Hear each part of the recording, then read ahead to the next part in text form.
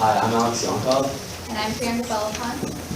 So our project was modeling an experimental characterization of IgE receptor signaling to develop new drugs for allergies.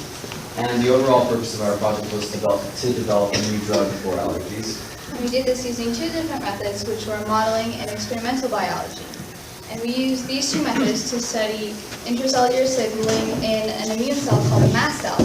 And the specific molecules we looked at in the mast cell were an Fc epsilon R1 IgE receptor.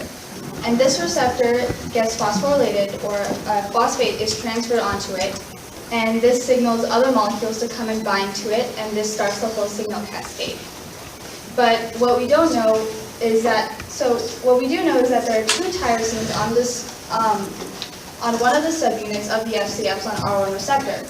So there are two tyrosines that get phosphorylated, but nobody knows which tyrosine is phosphorylated at what time, or if both are phosphorylated at the same time. So our project focuses on understanding the timeline of the activation and the pattern of this gamma phosphorylation.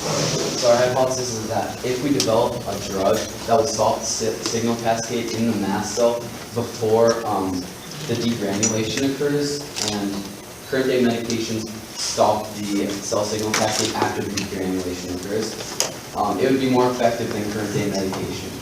So after we understand the timeline for the activation and the pattern of gamma phosphorylation, we'd like to find small molecules that enhance or inhibit the cell cascade so we can go about making a new drug to stop allergies, to stop the signal cascade.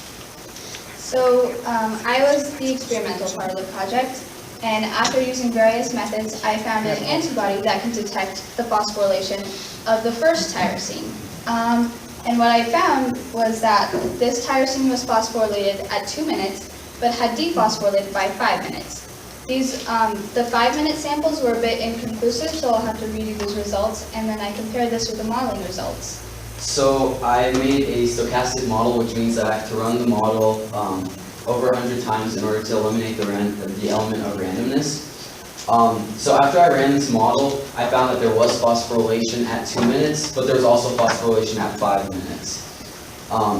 So I'm still validating the model with the experimental data, but the eventual point of the model is that we can narrow down antibody libraries and basically make it so that the experimental side of this project can go about the experimental side much faster than if it had to do everything alone and basically brute force to find all of the small molecules.